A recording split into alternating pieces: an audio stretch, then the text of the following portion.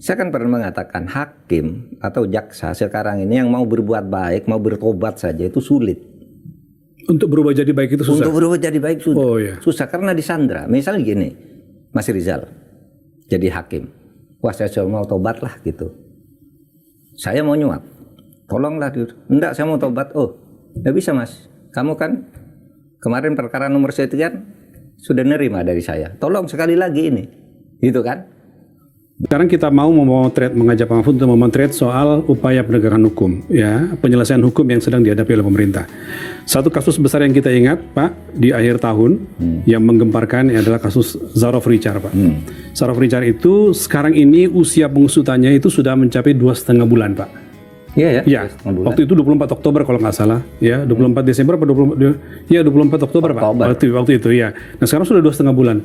Apa yang Pak Mahfud petik dari upaya itu yang sampai sekarang kita belum lihat signifikansi perkembangannya, sementara itu diasumsikan atau diharapkan publik ketika itu ini titik baru untuk masuk kepada membongkar apa yang disebut dengan mafia peradilan. Apa komentar Pak Mahfud? Saya ya, menduga ini dugaan terjadi saling sandera antar institusi, bukan antar orang lagi. Antar institusi Mahkamah Agung dengan Kejaksaan Agung. Mahkamah Agung, Kejaksaan Agung, ya mungkin institusi lain, bisa saja juga polisi, tetapi sekurang-kurangnya Kejaksaan Agung pada waktu kan sudah sangat tegas, ya kan? Ya. Ini ada kaitannya sesudah kasus Ronald Tanur itu kan? Betul. Surabaya ya? Surabaya, di mana Kejaksaan Agung dipermalukan, sudah menuntut dengan baik, ternyata kemudian dibebaskan dengan cara tidak fair, lalu Kejaksaan Agung mencari betul kan, ini pasti ada masalah, ketemu bahwa ketiga hakim ini menerima suap dan sekarang sudah proses peradilan. Oke, sesudah itu menyasar atau sampai ke urusan Tanur, siapa? Zarof Richard, ya. Zarof Richard. Wah, kita makin kaget. Berarti ini jaringannya ke Zarof. Zarof pada waktu itu yang diberitakan tuh membagi uang ke hakim-hakim untuk berbagai perkara. Dan pada waktu itu akan ditindak tegas. Sampai sekarang udah jalan. Saya menduga begini. Karena saya pernah Menko Polhukam, psikopolitisnya untuk penyanderaan tuh mungkin saja ada. Psikopolitis. Apa itu, Pak? Penyanderaan. Misalnya begini. Mungkin Mahkamah Agung itu punya beberapa catatan tentang penanganan perkara oleh jaksa. Iya kan? Iya. Sehingga lalu kalau kamu bongkar Mahkamah Agung, saya bongkar ini. Bisa jadi kan? Sandra ya, saling sandra. Iya, bisa. Ya? Bisa. Karena saya tahu yang begitu-gitu tuh gejalanya lah. Dulu Kejaksaan Agung begini loh. Hakim sudah begini. Sama Kejaksaan Agung juga tahu. Gitu. Sehingga lalu ini macet-macet. Kartu masing-masing punya ya. Kartu Anda saya punya, kartu saya Anda punya gitu ya. Kan tidak masuk akal kasus seperti Zarof itu. Betul. Tidak bisa dilacak, orang nyuap aja. Ketiga hakim di Surabaya ditemukan kok oleh kejaksaan menyerahkannya tanggal sekian.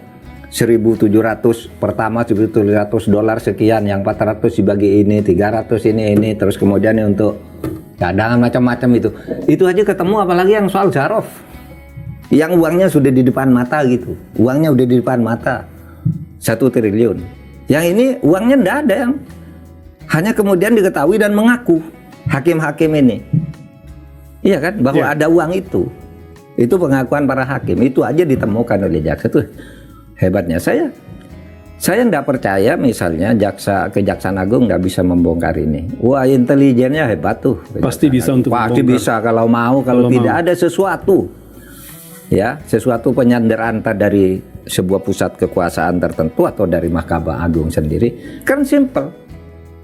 Dan ada beberapa kasus kan yang menggantung di Kejaksaan Agung.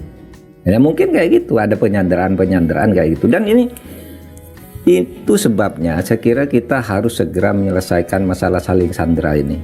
Itu rusak negara ini ke depan. Maksud Pak Mahfud menyelesaikan saling sandera itu apa? Begini, ada tawaran apa? Saya mau cerita. Saya kan pernah mengatakan hakim atau jaksa sekarang ini yang mau berbuat baik, mau bertobat saja itu sulit. Untuk berubah jadi baik itu susah. Untuk berubah jadi baik susah. Oh iya. Susah karena disandra. Misalnya gini, Mas Rizal jadi hakim. Wah, saya mau tobat lah gitu. Saya mau nyuap.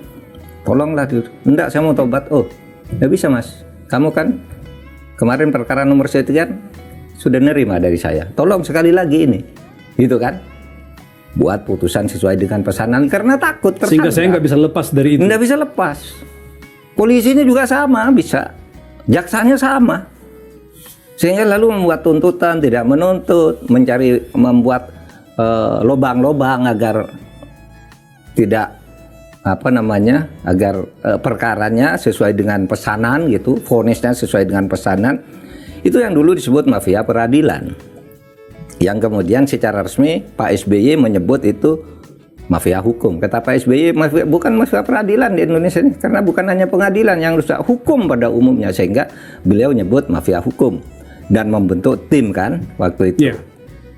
Ya, tim penyelesaian, tim penanganan mafia hukum atau apa itu, TP4 apa itu yang dipimpin oleh Pak Mangku Subroto itu. Ya, Kuntoro Mangku Subroto. Nah, ini saling sandera seperti ini. Oleh sebab itu, dulu saya usul, ini caranya, kita harus memutus saling sandera ini dengan cara memutus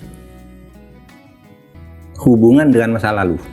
Memutus hubungan dengan masa lalu. Iya, karena penyanderaan itu karena masa lalu kan. Kamu kemarin udah saya kasih sekian. Kamu dulu begini terus gitu. Tapi bagaimana memutusnya, Pak? Ada rumusnya nggak? Dulu saya pernah beri rumus. Pak Prabowo kemarin sudah membuka kunci sedikit untuk menyelesaikannya, yaitu memaafkan koruptor. Tetapi kelirunya waktu itu secara diam-diam. Kalau saya usul, diputihkan tidak usah diam-diam, harus dengan undang-undang. Terbuka dengan undang-undang. Iya, terbuka undang-undang. Afrika Selatan kan gitu. Iya kan? Cina begitu. Kita tidak melanggar hukum itu. Enggak, undang-undangnya diubah dulu. Undang-undangnya diubah Gini, dulu. ada Gimana? dua. Satu, ya. Ini kalau mau dikerjakan betul. Ayo, koruptor ini enggak bisa diselesaikan nih. Kenapa? Karena tersandera. Kalau gitu putus dengan masa lalu. Caranya gimana? Yang kemarin Anda lakukan kita anggap selesai. Gitu. Okay. Tapi declare ke publik. Bukan diam-diam. Dan ada undang-undangnya, diam-diam. Diumumkan, Anda selesailah. Tapi besok jangan ulangi lagi. Ya dipujilah bahwa Anda ini orang baik, tapi Anda mau keluar nggak bisa karena terjerat oleh penyanderaan. Bisa Mas. Kalau undang-undang mengatakan begitu apa? Diberi titik tertentu. Nah, titik tertentu apa? Oke, Anda saya beri waktu menyelesaikan. Misalnya, dalam waktu sebulan, declare. Sejak undang-undang ini sesudah itu bekerja baik akan negara tutup mata. Jadi batasnya tuh diambil di situ ya. Iya, tapi harus undang-undang, tidak boleh diam-diam. Karena itu berarti kalau undang-undang itu berarti persetujuan rakyat. Nah, itu yang disebut program semacam ya seperti tax amnesty dulu, national pardon, pengampunan nasional untuk urusan begini. Dari kasus negara-negara yang pernah melakukan itu ada? Pernah nggak terjadi di negara mana itu dilakukan? Afrika Selatan. Afrika Selatan. Iya kan dulu. Korupsi dan pelanggaran HAM-nya dianggap selesai. Tapi jangan ulangi lagi, kita ke depan maju. Kan ada titik untuk bertobat. Tapi ada cara lain, cara lustrasi nasional. Apa itu? Berhentikan semua pejabat. Iya. Politisi, pejabat eselon 2, eselon 1 ke atas yang pernah menjadi pejabat dulu enggak boleh lagi selama 10 tahun enggak boleh menjabat. Aparat penegak hukum juga? Iya. Terutama aparat penegak hukum, dan di berbagai negara banyak. Misalnya ada pemecatan polisi sehari 30.000. Bisa kan? Ada negara yang nyewa hakim ke selama setahun nyewa hakim ke Inggris, Belanda, Amerika karena hakimnya enggak dipercaya gitu. Nah, itu yang disebut ilustrasi potong.